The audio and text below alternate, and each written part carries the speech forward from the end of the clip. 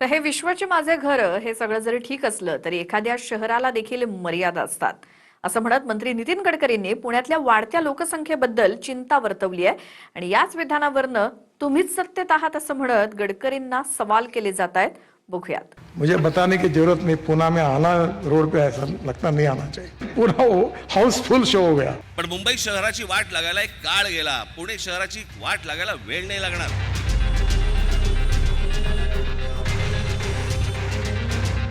पुण्यातल्या वाढत्या लोकसंख्येबद्दल नितीन गडकरींनी जी चिंता वर्तवली तोच व्हिडिओ शेअर करत मनसेनं महाराष्ट्रात येणाऱ्या लोंढ्याच्या समस्येकडे बोट दाखवलंय. दरवर्षी महाराष्ट्रातूनच असंख्य लोक पुण्यात येतात. शिक्षण, नोकरीसह उद्योगधंद्यासाठी राज्यातल्या विविध जिल्ह्यांमधून अनेक बेरोजगार मुंबईनंतर पुण्यात स्थायिक होतात. अशातच जर परराज्यातनं सुद्धा मोठे लोंढे शहरांमध्ये येऊ लागले तर महाराष्ट्रातल्या या मोठ्या शहरांचा विचका झाल्याशिवाय राहणार नाही, किंबहुना त्याची सुरुवात सुद्धा झाल्याचं अनेक वेळा दिसतं. गडकरींच्या विधानावरून मनसेनं म्हटलंय की गडकरी जे म्हणाले त्याच धोक्याची पूर्वसूचना अनेक वर्ष राजसाहेब वेळोवेळी मांडतायत. मुंबईची वाट लागायला जेवढी वर्ष लागली त्याच्यापेक्षा कमी काळात पुण्याची वाट लागेल हे राजसाहेब अनेक वर्ष सांगत आहेत. फक्त केंद्रीय मंत्री श्री नितीन गडकरी यांनी असंच विधान डोंबिवलीबद्दल सुद्धा केलं होतं. आज पुण्याबद्दल सुद्धा करतायत. फक्त ही विधानं करताना गेली 10 वर्ष त्यांचा पक्ष राज्यात आणि 12 वर्ष केंद्रात सत्तेत आहे. आणि स्मार्ट सिटीच्या नावाखाली काय धुडगूस घातला गेला आणि शहरं अजून किती बकाल झाली हे मात्र ते विसरलेत असंच दिसतंय. त्या उलट 5 वर्षांच्या काळामध्ये राजसाहेबांनी नाशिक शहराचा कायापालट केला आणि शहरं घडवण्याचं त्यांचं पॅशन किती तीव्र आहे हे दाखवून दिलं असं मनसेनं म्हटलंय. मुझे बताने की जरूरत नहीं, पुणे में आना रोड पे ऐसा लगता नहीं आना चाहिए. पुणे में इतना एयर पोल्यूशन, इतना ट्रैफिक जाम, जो आते वो पुणे में आते. अब कितने लोग आएंगे यहाँ? तो नेचुरली पूरा हाउसफुल शो हो गया. ये हॉल की कैपेसिटी तो है ना, सबको आने दो.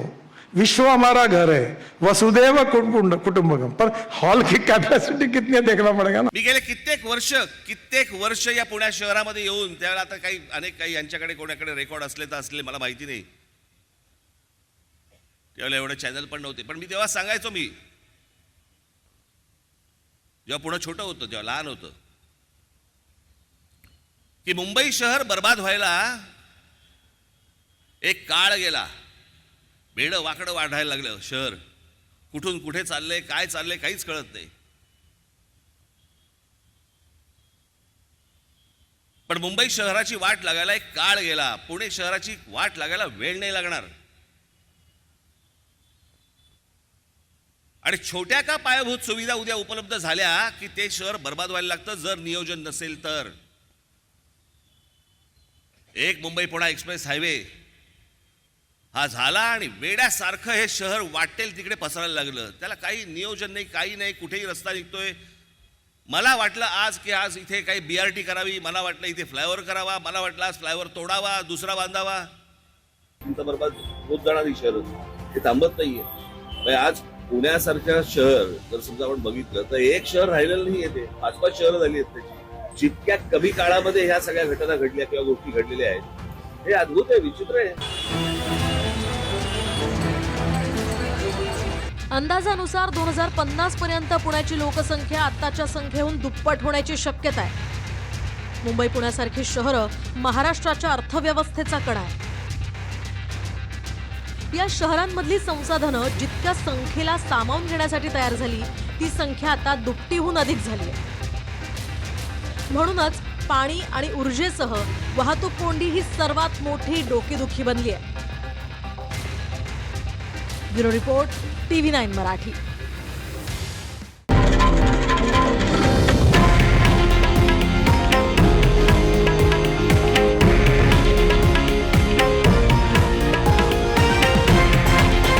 हे आहे देशातील नंबर 1 न्यूज नेटवर्क आणि आपण पाहत आहात TV9 मराठी, एकमेव.